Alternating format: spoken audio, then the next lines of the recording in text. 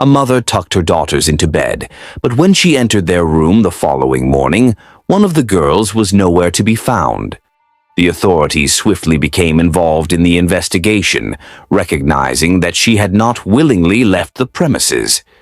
Despite coming across some startling evidence, the quest for the truth extended over several years. Ultimately, detectives succeeded in uncovering the reality, and it was undeniably astonishing. Kirsten Hatfield was born in Midwest City, Oklahoma, on February 12, 1989. Following her father's departure after her birth, her mother Shannon relocated to her parents' home for support. With their help, Kirsten was raised until the age of 2 when they moved into their own residence. Shannon later remarried, giving birth to her second daughter, Faith. Despite the challenges of single motherhood, Kirsten assisted in caring for her younger sister, fostering independence and a strong bond between the siblings. The young girls shared a bedroom while their mother rested in the adjacent one. On the night of May 13, 1997, when Kirsten was 8 years old and her sister 3, Shannon prepared the girls for bed. Typically, she would regale them with a bedtime story, but this time Faith had already drifted off to dreamland, and Shannon didn't want to disturb her peaceful sleep. She bid her eldest daughter goodnight and retired to her own sleeping quarters, leaving the door to the girls' room slightly ajar as she did every night, just in case either of her precious daughters needed her. In the wee hours of the morning, around 3 a.m., Shannon was roused from her slumber by a noise emanating from her daughter's room. Assuming the girls had awoken, she made her way to their room. However, as she neared the corridor and approached the door to their bedroom, the noise abruptly ceased. Believing that her daughters had returned to their dreams, she opted not to disturb them and was about to head back to her own room. But before she could do so, something peculiar caught her attention. The door to the girls' room was shut tight. Although Shannon habitually left it slightly ajar, she speculated that one of the girls might have closed it, or perhaps she herself had forgotten to leave it open. Shannon cautiously pushed the door open, peeked inside but refrained from entering the room, then retired back to her own bed. The following morning at approximately 6:30 a.m., Shannon went to rouse the girls. Upon entering their bedroom, she discovered that only her younger daughter, Faith, was nestled in her bed. Shannon gently woke her and inquired about Kirsten's whereabouts, but Faith was clueless. The distressed mother promptly scoured the entire house, but Kirsten was nowhere to be found. She ventured outside, then contacted all her friends whose children were friends with Kirsten, hoping that the girl had sought refuge with one of them, but they all denied seeing her. Subsequently, Shannon reached out to her father, who resided nearby. Her final glimmer of hope was that Kirsten had sought solace with him, but he too had not laid eyes on the missing girl. Realizing that Kirsten had vanished, he advised Shannon to alert the authorities and hasten to their residence. Shannon dialed 911, and within moments, officers arrived at the premises. Initially, the assumption was that the young girl might have been concealed within the confines of the house, or perhaps decided to take a leisurely stroll. In their serene town, the concept of a child being snatched from the safety of their own bedroom was unheard of, leaving the local authorities perplexed. However, as time progressed, the gravity of the situation became apparent. Upon meticulously examining Kirsten's room, they noticed the window slightly ajar, with traces of blood adorning the frame. Stepping outside, the officers meticulously combed the area surrounding the window. A short distance away, a piece of children's undergarment, tainted with blood, was discovered on the ground. Shannon was asked to verify if it belonged to her daughter, and she confirmed it. It became evident to the investigators that they were facing a kidnapping, prompting an immediate influx of additional officers to scour the vicinity behind and around the residence. The girl's mother recounted being roused from slumber at 3 a.m. by a noise, only to realize that at that very moment, an unknown malefactor was likely spiriting Kirsten away. Despite an exhaustive search, no tangible leads emerged, leading the police to interrogate all inhabitants in the vicinity. Regrettably, No one reported witnessing or hearing anything untoward that fateful night. The sole clue that surfaced was a neighbor being roused by a barking dog around 3 a.m., coinciding with the time of the abduction. With no concrete leads in sight, investigators sought the expertise of a child psychologist to engage with Faith. Despite her tender age of 3, she disclosed having witnessed the abduction, repeatedly uttering the chilling phrase, "A man came and took my sister." This reiterated the fact that the girl did not leave of her own volition, yet provided no substantial leads to unmask the culprit or locate Kirsten. Detectives found themselves compelled to recommence the investigation from square one. Their initial suspicion pointed towards an individual well acquainted with Kirsten, as it appeared improbable for a stranger to snatch her from her own home without a single noise. Pursuing this line of thought, law enforcement unearthed the girl's mother's troubled past with narcotics. The sleuths contemplated the notion that the abduction could be linked to this. It was conceivable that the mother was indebted to certain unsavory characters in the criminal underworld, prompting them to seize her daughter as payment. The other possibility was even more unsettling. The authorities did not discount the idea of the mother willingly surrendering her daughter. This would elucidate why the abduction occurred with such stealth. They conversed with Shannon, who refuted any involvement. She professed to have abstained from illicit substances for an extended period and vehemently denied ever betraying her daughter. Detectives refrained from hastily absolving her of suspicion, yet they failed to unearth any evidence supporting the mother's complicity. Consequently, the police opted to solicit the public's aid, disseminating appeals through the media and urging individuals to divulge any pertinent information. Subsequently, the police department fielded numerous calls in the ensuing days, with detectives meticulously pursuing each lead. While most tips proved to be superficial and devoid of substantial details, investigators eventually stumbled upon disconcerting revelations. A woman contacted authorities, harboring suspicions about her partner's involvement in the abduction. His aggressive behavior, coupled with a chilling statement during a quarrel insinuating a parallel fate to Kirsten Hatfield if she defied him, raised red flags. As the police delved into this individual, they unearthed another unsettling detail: his acquaintance with Shannon's sibling, suggesting Kirsten might have been acquainted with him. Furthermore, the fact that the girls and their mother resided in a residence formerly owned by her brother led investigators to speculate that the suspect might have been well acquainted with the layout. The man possessed a background that brought him under the scrutiny of law enforcement, with ties to narcotics and even physical violence. All signs seemed to suggest a potential connection to the crime. Nevertheless, the man professed to have been at a tavern that evening. The authorities corroborated this claim, and multiple witnesses substantiated his alibi, situating him at the bar until approximately 4 a.m., ruling out the possibility of his involvement in the abduction. Subsequently, investigators pursued countless other leads, all of which led to dead ends. The investigation spanned several months, and with each passing day, the hope of locating Kirsten alive diminished. Her mother refused to sit idly by as the police repeatedly reached impasses.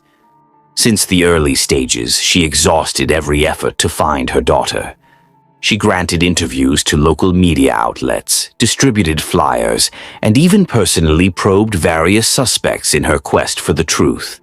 Shannon encountered numerous obstacles. For example, she conceived the idea of approaching local businesses in the county, requesting them to display flyers about Kirsten in their offices, shops, and establishments. To her dismay, many declined, citing violations of company policies. She also endeavored to arrange a meeting with the state governor, but to no avail. Shannon also established a small hub with the aim of attracting volunteers to assist in Kirsten's case. Their primary focus was on disseminating flyers and interacting with the media, yet Shannon faced fresh challenges. Some volunteers embezzled funds, others falsified their efforts, and exploited the media to garner attention for themselves. Despite all setbacks, she persisted in her pursuit of the truth for numerous years. At a certain juncture, Shannon recognized that the current strategy was yielding no outcomes, prompting her to embark on a different path. She enrolled in university, obtained a degree in criminology, and transitioned into a role as a parole officer. Shannon embarked on this journey not only to track down her daughter's abductor, but also to shield others from potential threats posed by released criminals. She was convinced that the individual responsible for Kirsten's disappearance had a history of criminal activities. Despite her exhaustive research on violent offenders in her community and neighboring areas, she failed to uncover any leads related to her daughter's case. Eventually, Shannon came to terms with the grim possibility that Kirsten might no longer be alive, resigning herself to the fact that she may never find closure. However, she remained steadfast in her pursuit of the truth. Law enforcement periodically revisited the investigation, exploring new avenues, yet no breakthroughs emerged. Collaborating with the FBI, they even produced a composite sketch of Kirsten's potential appearance years after her abduction. Although most believed she was deceased, the absence of her remains prevented them from confirming this definitively.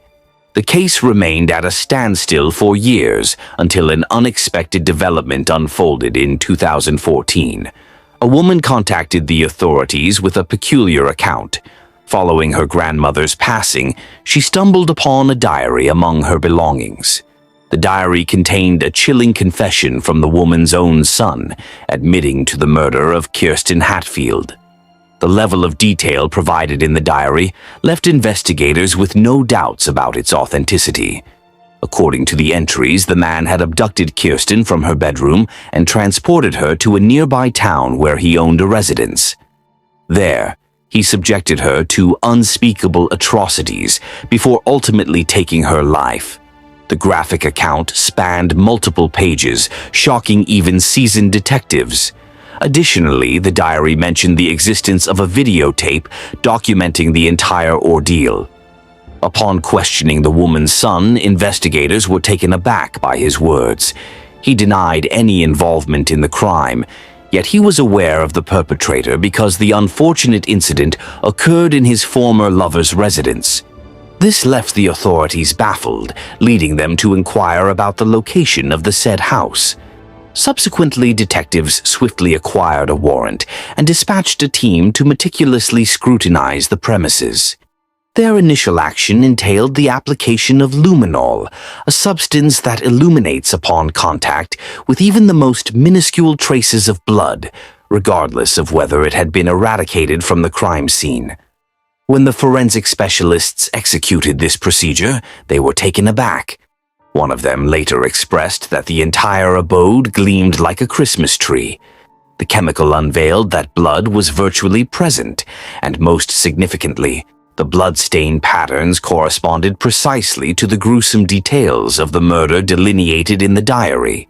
The experts extracted floorboards, excised sections of wallpaper, and dispatched everything to the laboratory.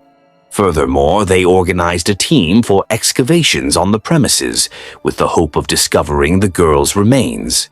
Additionally, the authorities discovered a container in the residence containing numerous video cassettes, prompting them to recollect the diary. They were aware that one of these tapes must contain footage of the victim being mistreated. Detectives meticulously scrutinized each tape, a process that consumed numerous hours. Nevertheless, none of the cassettes contained any content related to the murder. The excavations also failed to yield any outcomes. There were no remnants or any evidence in the soil on the premises. However, the investigators were confronted with an unforeseen turn of events. Specialists examining the remnants of the bloodstains in the residence deduced that the blood originated from an animal, not a human. This revelation left the police in utter disbelief, as they were convinced that they were finally on the brink of resolving Kirsten's case. Instead, the investigators encountered yet another misleading lead. The exact nature of this situation remains shrouded in mystery. It is possible that someone orchestrated a cruel prank on the authorities, or that the diary was written by an individual struggling with mental health issues who had seen news coverage of the girl's abduction and constructed a false narrative in their mind. Nonetheless, the detectives remained optimistic that the truth would eventually come to light. Unfortunately, no new leads materialized, and the case once again reached a stalemate. In the summer of 2015, a new detective by the name of Daryl Miller took over Kirsten's case and decided to launch a fresh investigation. After thoroughly reviewing all the existing documents and records, he stumbled upon something peculiar. To his amazement, Miller discovered that his predecessors had failed to examine crucial pieces of evidence: the blood on the windowsill in the victim's room and on her underwear. Despite being stored in the warehouse, these pieces of evidence had inexplicably never been sent to the lab for analysis. Miller took it upon himself to rectify this oversight and sent the evidence for testing. Before long, the lab informed him that both blood samples did not belong to Kirsten, but to an unknown male. This was a long-awaited breakthrough, but the detective was faced with a new challenge. The abductor's DNA sample was promptly uploaded to the Federal Bureau of Investigation database, but no matches were found. Miller remained unfazed by the possibility that the culprit had not been previously involved in any serious crimes, or that the incident predated the establishment of the database. Undeterred, he made the bold decision to gather DNA samples from all the men connected to the case since the abduction. The police meticulously compiled a list, tracked down each individual, and promptly dispatched their DNA to the lab for analysis. To everyone's surprise, each person willingly provided their samples without hesitation. This unexpected turn of events led the investigators to entertain the notion that the perpetrator might not have had any prior run-ins with the law. Despite this revelation, Miller patiently awaited the results until he received a call from the lab. The experts had completed the analysis of one of the samples and made a startling discovery. It was a perfect match to the blood found on the victim's windowsill and underwear. The culprit was identified as 56-year-old Anthony Palma, a neighbor of the Hatfield family residing just across the street.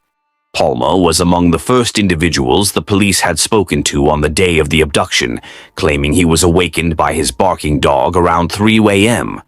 With confirmation of his involvement, detectives decided to approach him once more. While the DNA evidence was compelling enough for a conviction, investigators sought to elicit a confession from Palma. Not only would this expedite the legal proceedings significantly, but it was also crucial in locating Kirsten's remains, as only he knew their whereabouts. Proceeding with caution, the detectives invited Anthony for questioning under the guise of a routine process, claiming they were re-interviewing all individuals, including neighbors, in the hopes of uncovering new leads. In reality, their objective was clear: to coax him into revealing whether he had ever set foot inside the Hatfield family residence.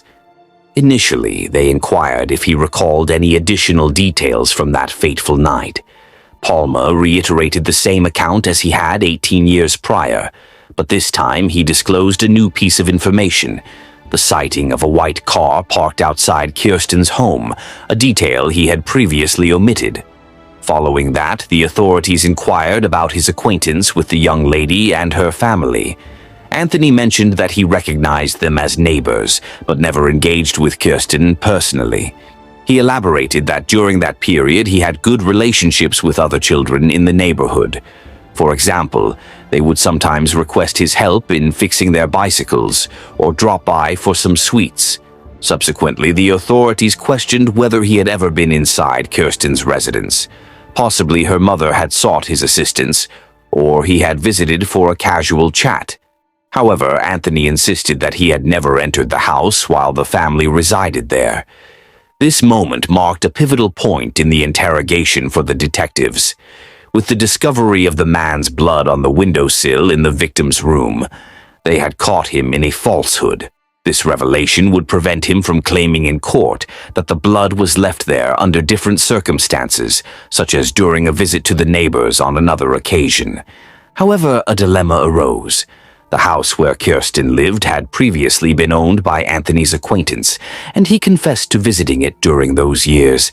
Yet, the fresh blood sample on the windowsill could not have been left there many years ago. Despite this, the detectives decided to proceed to the crucial part and informed him that his blood was found in Kirsten's room and on her undergarments. Anthony vehemently denied these allegations, reiterating that he had never set foot inside their residence. The investigators attempted to elicit a confession, but he remained steadfast in his denial. Subsequently, they chose to alter their approach and exited the room. Detective Miller took over the conversation with Anthony, presenting a photograph of Kirsten and placing it on the table in front of the suspect. Anthony promptly pushed it away and avoided looking at the image for the remainder of the discussion. Miller posed various inquiries, hoping that Anthony would eventually slip up, yet he continued to refute all accusations. Recognizing that they would not obtain a confession, the authorities concluded the interrogation and proceeded to arrest him. Following this, a search warrant was obtained for his residence, where a thorough excavation was conducted, yet no trace of the girl's remains or any other evidence was found. Anthony persisted in denying his involvement during the trial, but the undeniable results of the DNA analysis spoke volumes. Additional details emerged in court, revealing Anthony's troubling past encounters with the law. It was uncovered that he had a history of criminal behavior, including a prior assault on another girl and a weapon-related attack that led to imprisonment in the 80s. Despite his dangerous criminal background, his past convictions were inexplicably overlooked in 1997. In late 2017, the jury delivered a guilty verdict for Kirsten's abduction and murder, sentencing Anthony to life behind bars. Throughout the trial, he remained silent about the location of the victim's body, leaving the police with little hope of ever finding her. The challenge lies in Anthony's familiarity with remote areas due to his employment with the park services, where he could have concealed the body beyond reach. Despite this, Kirsten's mother persisted in her quest to locate her daughter, regularly reaching out to Anthony in prison in search of closure. Each interaction brought her closer to the truth, yet the elusive disclosure of the body's whereabouts never materialized. Tragically, in early 2019, Anthony met his demise at the hands of a fellow inmate driven by personal vendetta over his heinous crime against a child. Now, the Kirsten family's only glimmer of hope lies in the possibility that hunters or travelers may chance upon the girl's remains in the vast expanse of remote national parks.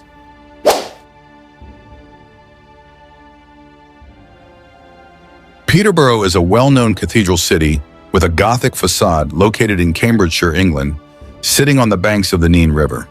This city has a rich history that goes back to the 13th century. This is where this sad tale took place.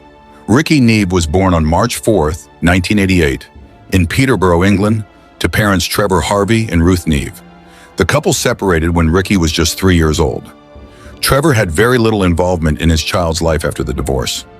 Ruth went on to marry a man named Dean Neave, who then officially adopted Rikki, thus changing his name to Rikki Neave. However, the marriage was not smooth, and Dean rarely stayed at home. In 1994, 6-year-old Rikki was living with his mother and 2 younger sisters, Rochelle and Sheridan. By many accounts, the home was unfit for young children. Allegedly, Ruth was extremely abusive toward her children, which included physical beatings and starvation. Social services were regular visitors to that home and previously placed Rikki's 8-year-old big sister, Rebecca, up for adoption. Rikki was also put on the at-risk register, but was, for some reason, allowed to stay with his mother. Ruth herself grew up in an abusive home and then in foster care for most of her childhood. At a very young age, she developed an addiction to drugs, which continued for most of her adult life. Although Ruth blamed Rikki for her husband's absence and punished him harshly on many occasions, Rikki never lost his caring side. He would bathe, feed, and take care of his younger sisters when their mother neglected them. Despite all of the hardships, Rikki was growing up to be a bright, emphatic, and caring person. That is until his life was tragically cut short at the tender age of 6. On November 28, 1994, around 9:30 a.m., he left his home on the Welland estate in Peterborough and headed for school. He was never seen alive again. When the young boy failed to return home from school that fateful day, Ruth called 999 around 6 p.m. to report her son missing. Sadly, the next day, Rikki's nude body was discovered in a wooded area on the fringe of the estate, just 5 minutes away from his home. It was a place where he often came to play with his friends. His body was posed in the shape of a star. He was laying on his back, his arms were outstretched, and his legs were spread wide. The position of his limbs was eerily symmetrical, leading investigators to believe it was some kind of sacrifice or ritual killing. There was no sign of his clothing, but a single small white shirt button was laying just 18 inches away from his left hand. Ligature marks on the front of his neck were seemingly caused by the zipper on his coat, which indicated that the attack was most likely launched from behind and the weapon had been his own coat. The post-mortem report of Rikki showed he was indeed strangled to death. On November 29, 1994, Rikki's clothes were found in a trash bin 150 yards from the murder scene. There, police found his school uniform, which included a white shirt, a blue coat, and gray trousers. 3 top buttons from the shirt were missing. His black school shoes were also there, with their laces still tied. The mud on his shoes indicated that he had walked into the woods and never came out again. In the right-hand pocket of the jacket were 2 small plastic toys and some guards. With her prolonged history of abuse, Ruth stood out as a prime suspect in her son's murder investigation. Although no physical evidence connected Ruth to the crime discovered at the crime scene, authorities found some questionable items in the house. They found several books on the occult, magic, and even devil worship. Additionally, they found a book containing a picture of the famous drawing of Leonardo da Vinci's Vitruvian Man. Investigators at the time believed that, in one of its forms, the posture in the picture resembled the pose in which Rikki's naked body was found. They speculated that Ruth had probably killed her son as a sacrifice to win back her husband. Without any other suspects in sight, in 1995, police arrested Ruth on suspicion of killing her own son. Ruth repeatedly denied the accusations, but nobody paid heed to her words. On January 9, 1995, Ruth was arrested on the charge of killing her own 6-year-old son. Her trial began in October 1996. This case garnered massive attention from the media in the UK. After all, it was a heinous crime allegedly committed by a mother upon her own flesh and blood, the ultimate sin that a mother can commit. Media had already branded her as evil, and it was obvious whom the public considered responsible for the murder, and they were desperate to see her punished. Still, there was no physical evidence that put her at the scene of the crime. Despite this, the prosecution tried to show her as an abusive mother who sacrificed her son to fulfill her sick desires. The defense tried their best to focus on the physical evidence. During the trial, police officer Robert McNeil testified that on the day Rikki was reported missing, he searched the area but did not find Rikki's body. He believed Rikki was killed in another location and later moved to where his body was eventually found. This meant that Ruth would have been with the police when the moving of the body had to have occurred. The judge told the jury that if they believed the officer, they had to believe Ruth was innocent because the timeline did not add up if the two theories were combined. After hearing all the evidence, a jury at the Northampton Crown Court acquitted Ruth Neave of murdering her son Rikki. She did, however, plead guilty to child cruelty charges and was sentenced to 7 years of imprisonment. She was released from prison in 2000. From the start, she has always maintained that she was coerced into pleading guilty. Whatever the truth was, as time passed without any leads to chase, Rikki Neave's murder case would lay dormant for years. After being released from prison, Ruth moved to Cambridgeshire. There, she met a man named Gary Roger, whom she later married. Her 2 younger children were taken from her custody after her conviction and later adopted by 2 separate families. They had little to no contact with Ruth afterward. In 2014, Ruth started campaigning to reopen the case and urged authorities to find her son's killer. Eventually, detectives decided to review the case, which has been regarded as one of the most high-profile cold cases in the UK.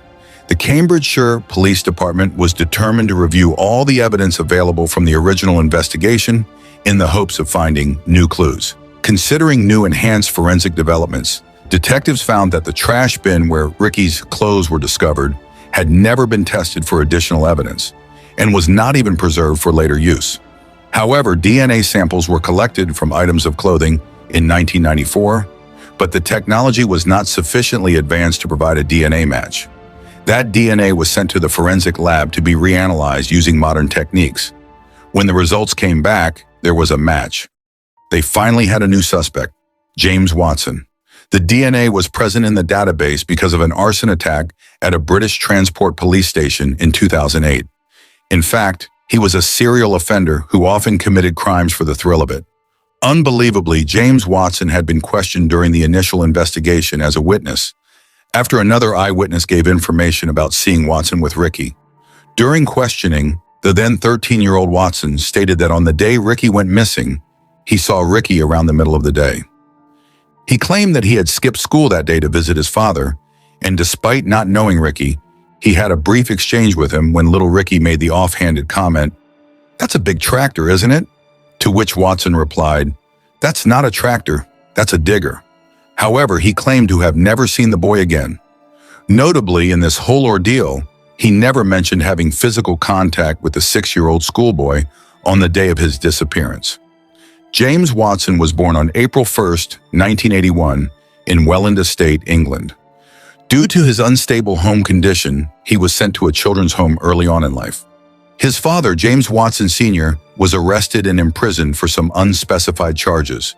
Watson never got along with his father anyway, due to the constant abuse he received from him. He was doing well in the care of his foster mother until she got scared after seeing a shotgun in his hand. Realizing that Watson was too much to handle, she arranged to send him away to Woodgate's Children's Home, just 20 miles from Peterborough. By 1993, social services regarded him as a vulnerable child. That same year, he was accused of touching a 5-year-old boy inappropriately, but denied the allegations, and no further action was taken. In 1994, 13-year-old Watson was still living in Woodgate Children's Home near Rikki's house. In the coming years, he would rack up a lengthy list of strange behaviors and run-ins with authorities throughout his childhood and into adulthood.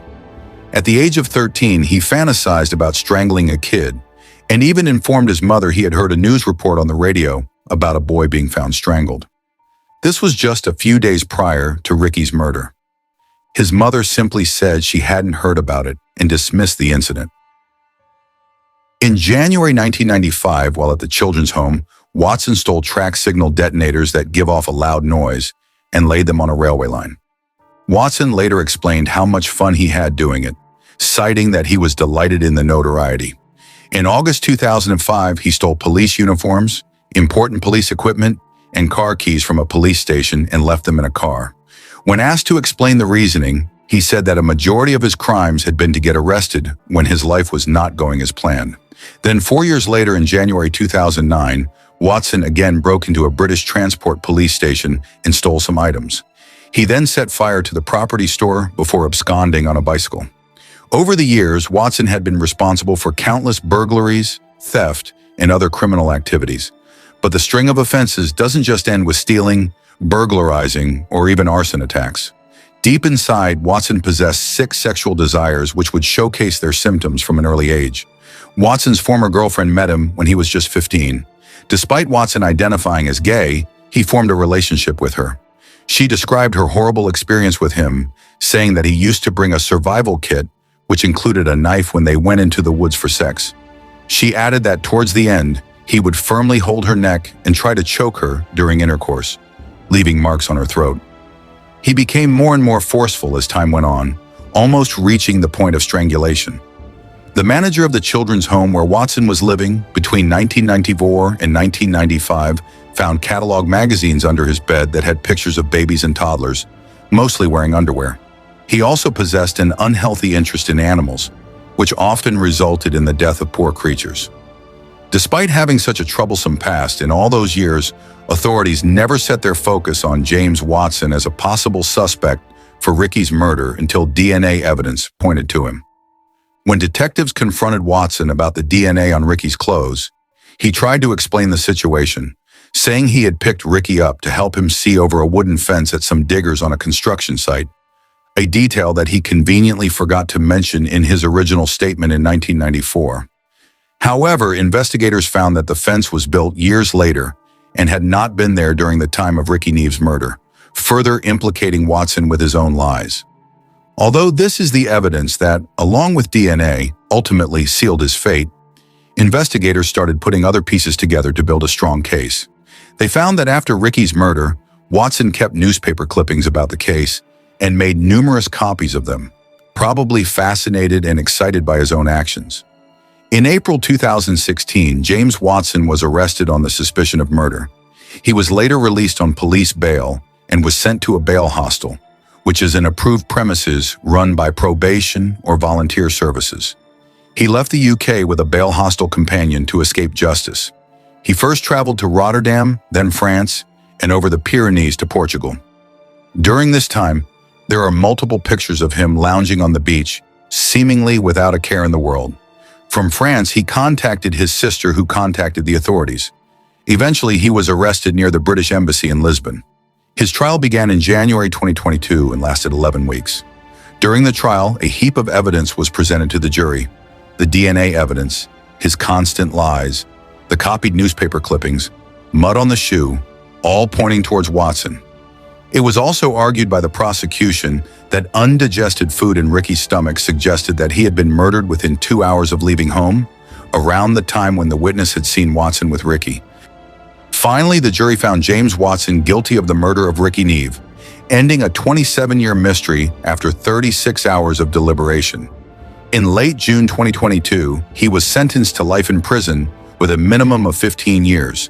The sentence reflected the fact that he was only 13 years of age when he committed the heinous crime. Rikki's mom, Ruth, has branded him pure evil, describing how the young boy's murder tore her family apart. Rikki's sister, Rochelle, said that the verdict was a victory and justice had finally been served after years. She was the one who successfully challenged the decision when prosecutors felt there was insufficient evidence to prosecute. She was part of a victim's right to review to get the decision reversed. Although in the end, justice was served, the case is tragic in so many ways. A sweet young boy with a cheeky smile was brutally murdered by another child after suffering years of abuse at the hands of his own mother. The social services failed both boys. Everyone failed them. We can only find solace in the fact that James Watson will no longer be able to hurt anyone else. Our only comfort lies in knowing that James Watson will never again have the opportunity to cause harm to another soul.